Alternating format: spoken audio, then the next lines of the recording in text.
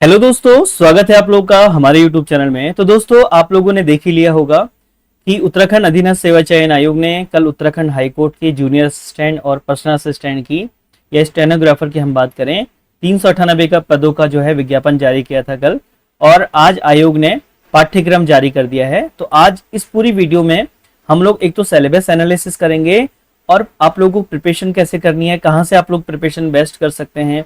इतना कम समय मिला है, आप लोगों को पता है कि आयोग ने अगस्त में ही आप लोगों का एग्जाम दे रखा है, तो आप लोग कैसे अगस्त तक का ये प्रिपरेशन कर सकते हैं। दूसरा, कई स्टूडेंट का एज को लेकर काफी जो है भ्रमित हो रहे थे कि एज अब कैसे होगी। आज की डेट में हम लोग 21 के हैं, तो उस सारे सवालों के जवाब और आप लोगों को कैसे प्रिपरेशन करनी है, सिलेबस एनालिसिस हम लोग करेंगे। तो आज आयोग ने अपना जो हाईकोर्ट क्लर्क का सिलेबस है वो जारी कर दिया है। तो जैसे कि दोस्तों, आप लोग ये भी जानते हैं कि जो स्नातक स्तरीय परीक्षा और इंटर स्तरीय जो परीक्षाएं होती हैं उनका सिलेबस अलग होता है, और उत्तराखंड हाई कोर्ट का एक जो सिलेबस है कलर का, ये बिल्कुल डिफरेंट है उससे। तो हम लोग देखेंगे। आप लोग आज देखिए, यहाँ पे जूनियर असिस्टेंट और स्टेनोग्राफर पर्सनल असिस्टेंट का ये सिलेबस जारी किया है, जो कि 140 अंकों का है। अब ये 140 अंकों की अगर हम बात करें तो ये आप लोगों को कितने समय के लिए दे रखा है, ये आप लोगों को 2 घंटा 30 मिनट इसमें आप लोगों को टाइम मिलेगा। तो आप लोग देख सकते हैं, आप लोगों को 140 अंक इसमें 140 क्वेश्चन आप लोगों को अटेम्प्ट करने हैं। और बहुत ही अच्छी बात यह है, आयोग ने किस किस सेक्शन से कैसे कैसे आप लोगों के कितने कितने अंकों का पेपर आएगा वो डिटेल में आयोग ने दे रखा है। इसमें 2 पार्ट दे रखे हैं, आप लोग देख सकते हैं। भाग 1 में सामान्य ज्ञान और उत्तराखंड शेष की बात रखी गई है, जो कि 70 नंबर की आएगी, सामान्य ज्ञान और उत्तराखंड शेष। तो दोस्तों, आप लोग देखेंगे यहाँ पे सामान्य ज्ञान उत्तराखंड, सिर्फ उत्तराखंड की बात हो रही है, जो कि 56 नंबर का बनेगा। और सामान्य ज्ञान उत्तराखंड को छोड़कर अन्य प्रदेशों एवं केंद्र शासित प्रदेशों से संबंधित जो है वो 14 नंबर का आप लोग का आएगा। इस प्रकार से 70 नंबर का आप लोग का उत्तराखंड और शेष जो अन्य राज्य हैं उनसे संबंधित कुछ प्रश्न आप लोगों के बनेंगे। दूसरा, फिर से आप लोग देखेंगे जो भाग 2 है वो आप लोगों का हम बात करते हैं यहाँ पे। तो भाग 2 में सामान्य अध्ययन की बात करिए। अब सामान्य अध्ययन में हम लोग देखेंगे, आप लोग सामान्य अध्ययन में ये सारी चीजें हैं, जैसे कि सामान्य हिंदी 14 नंबर की है, और तर्क शक्ति आप लोगों की रीजनिंग भी इसमें आनी है, जो कि 8 नंबर की है। फिर बात करते हैं कंप्यूटर आधारित ज्ञान जो है वो भी आप लोग का 8 नंबर का आना है। सामान्य इतिहास 8 नंबर का आने वाला है। सामान्य भूगोल 8 नंबर का है। सामान्य अर्थशास्त्र 8 नंबर का है। पॉलिटिकल आप लोग देखेंगे 8 नंबर का है, और करंट अफेयर 8 नंबर के। इस प्रकार 70 नंबर के आप लोगों का 70 प्रश्न आप लोगों के ये आएंगे। तो 70 आप लोग के यहाँ पे आएंगे, 70 यहाँ पे आएंगे, तो 140। अब एक चीज आप लोग ध्यान दीजिएगा, यहाँ पे 2 बात आप लोग देखेंगे।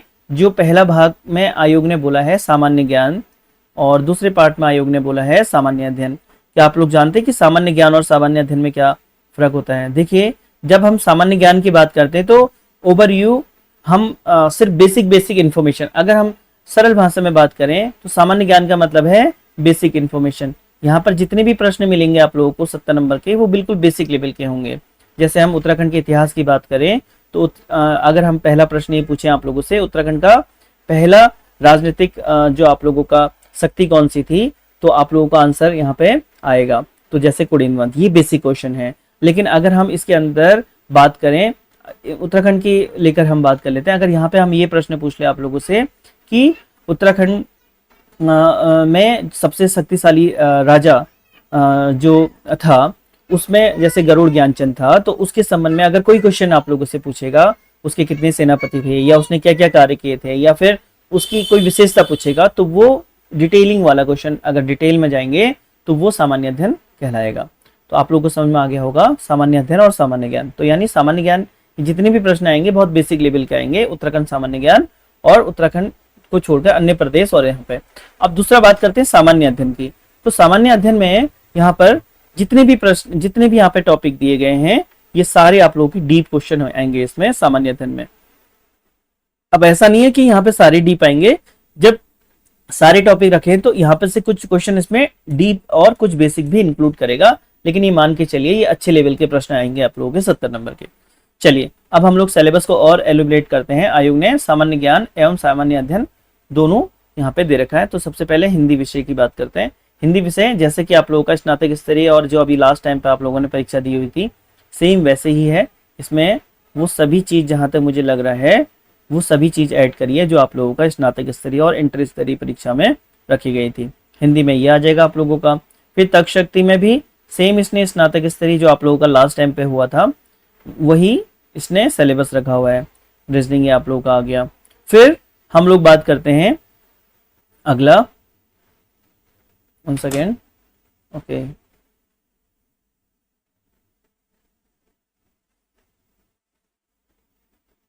ठीक हो गया। ये हिंदी हो गया था हमारा और ये रीजनिंग हो गया था। अब यहाँ पे ये इंग्लिश में दिया है उसने, एक बार हिंदी में और इंग्लिश में। अब यहाँ पे कंप्यूटर ज्ञान ये हिंदी में दे दिया, वहाँ पे ऊपर इंग्लिश में दिया था, फंडामेंटल ऑफ कंप्यूटर्स।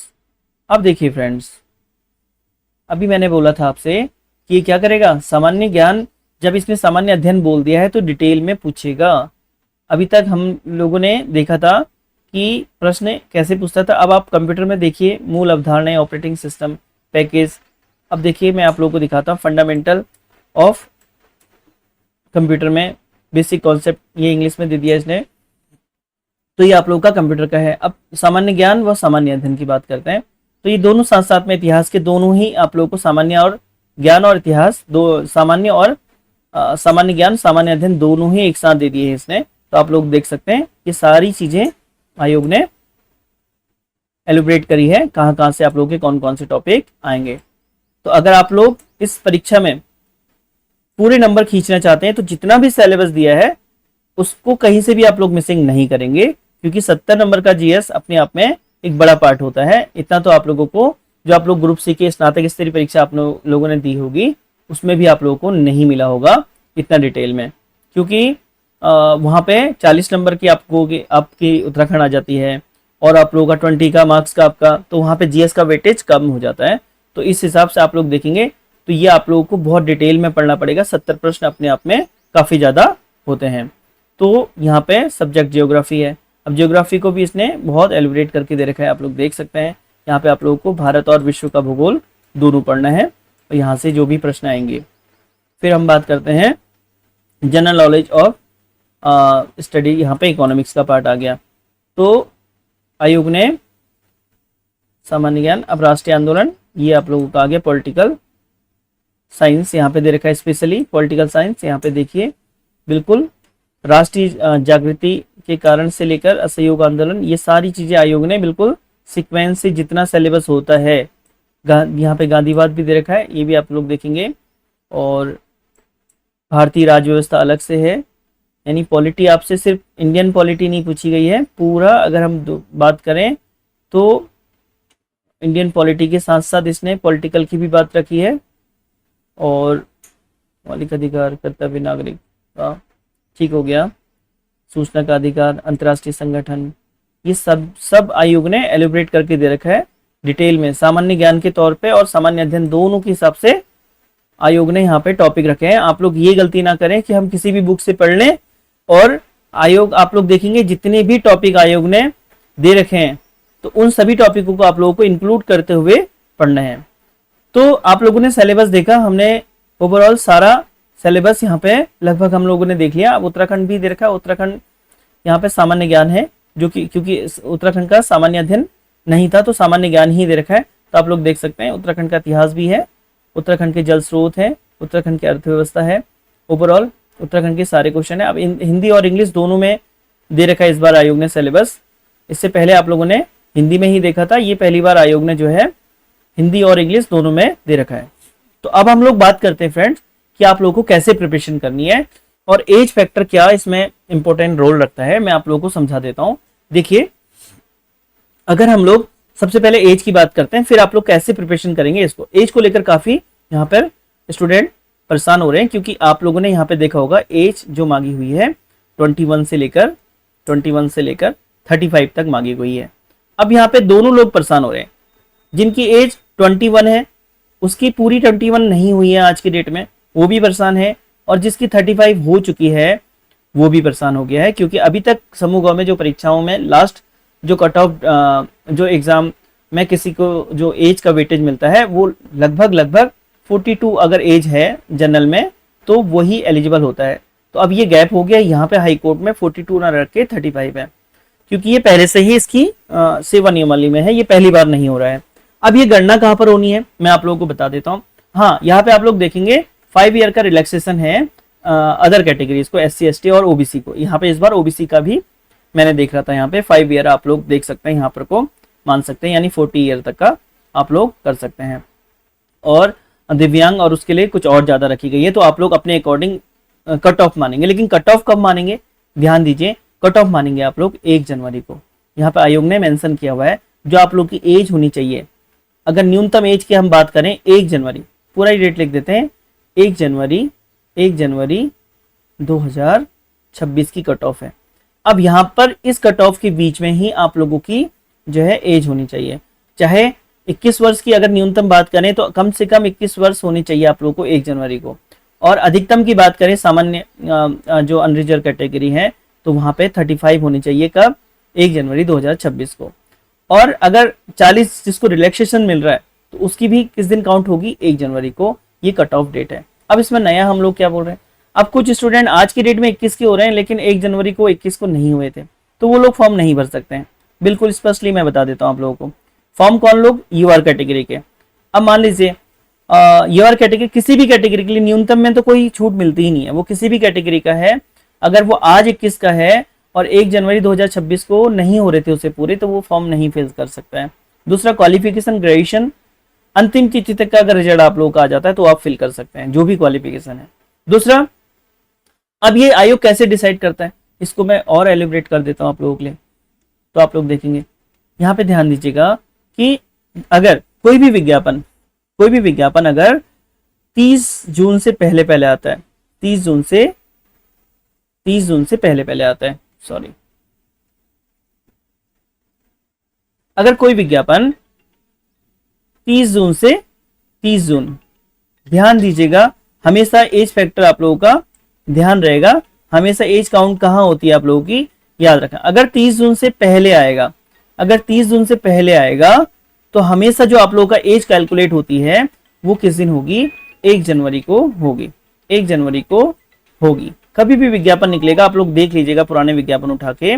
और अगर विज्ञापन कब, अगर हम बात करें 1 जुलाई से लेकर 31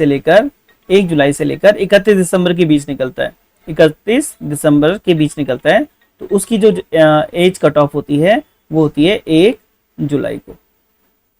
और ये नियम बने हुए हैं, इसलिए आप लोग ये सोचिए कि हम आयोग से बात करें, ऐसा कुछ नहीं है। ऑलरेडी इसको लेकर आयोग ने नियम बना रखे हैं, नियमावली पहले से है, पूरे उत्तराखंड शासन में है, हर एग्जाम पूरे ऑल इंडिया में इसी बेस पे होता है। अब आप लोग इसको चैलेंज नहीं कर सकते हैं, इसीलिए मैं बोल रहा हूं कि आप लोग मान के चलिए कि अगर आप लोग आज 21 के हो रहे हैं तो आप फॉर्म नहीं फिल कर सकते, चाहे आप कितने ही जोर लगा लीजिए। और आज अगर आप 40 ईयर के हो गए हो या 35 ईयर कट ऑफ है यूआर कैटेगरी में, तो आप लोग नहीं कर सकते हो, क्योंकि ऑलरेडी इसको लेकर नियम बन चुके हैं। भले विज्ञापन किसी भी तिथि को आए, इस पीरियड में कभी भी आएगा, अगर 1 जनवरी से लेकर 30 जून तक का कभी भी आएगा तो उसकी 1 जनवरी कट ऑफ रहती है, जो मतलब कैलकुलेट होती है। और 1 जुलाई से 31 दिसंबर के बीच में जब भी आता है वो आप लोगों का 1 जुलाई को उसका लास्ट कट ऑफ रहता है। आई होप आप लोगों को एज वाला फैक्टर जो कंफ्यूजन था वो निकल गया होगा। अब हम लोग बात करें कि आप लोगों को प्रिपरेशन कैसे करनी है, प्रिपरेशन आप लोग कैसे कर सकते हैं। देखिए, उत्तराखंड के लिए तो आप लोगों की जो सबसे बेस्ट बुक है, 2 बुकें मैं आप लोगों को बता देता हूँ। उत्तराखंड के लिए जो सबसे बेस्ट 2 बुकें हैं जो आप लोगों को पढ़नी चाहिए, एक आप लोग परीक्षा वाणी, जो हर कोई आप लोगों को यही बताएगा, परीक्षा वाणी, और दूसरा आप लोग BS नेगी की बुक ले लीजिए। इससे आप लोगों के जितने भी क्वेश्चन बनेंगे मैक्सिमम आप लोगों के यहीं से आप लोगों को क्वेश्चन मिल जाएंगे। मेरे को नहीं लगता कि इससे ज्यादा आप लोगों को कहीं ज्यादा बाहर जाना चाहिए। अब बात करते हैं दूसरा, अब GS के लिए हम लोग क्या करें। GS के लिए मैं आप लोगों को बता दूं, एक तो आप लोग PYQ लगवाइए, एनी हाउ PYQ, जितने भी आप लोगों ने आया जो प्रश्न पुराने पेपर जितने भी हैं GS के, वो आप लोगों को PYQ लगाने हैं, क्योंकि अब इतना कम समय में आप लोग ये सोचे कि हम डिटेल में पढ़ लें, हिस्ट्री, पॉलिटी, ज्योग्राफी, सारी चीजें आप लोग नहीं पढ़ सकते हैं मान लीजिए।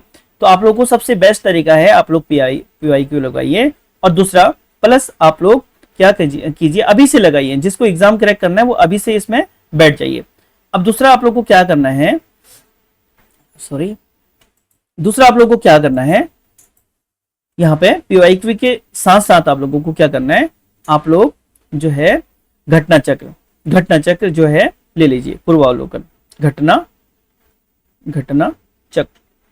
अब ये कौन सी वाली लेनी है, एक बुक की बात नहीं कर रहा हूं, घटना चक्र हर सब्जेक्ट की आप लोग ले लीजिए।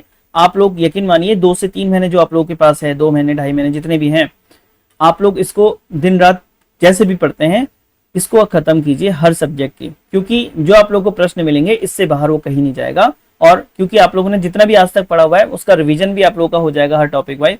यहाँ पे घटना चक्र में पूरा टॉपिक वाइज दे रखे हैं सोल्यूशन, तो आप लोग दोनों पीवाईक्यू भी करते रहें और घटना चक्र से ही आप लोग का पीवाईक्यू वाला कवर हो जाएगा। तो आप लोग पीवाईक्यू लगाते रहिए, प्रीवियस ईयर पेपर देख लीजिए उत्तराखंड के, और दूसरा घटना चक्र देख लीजिए।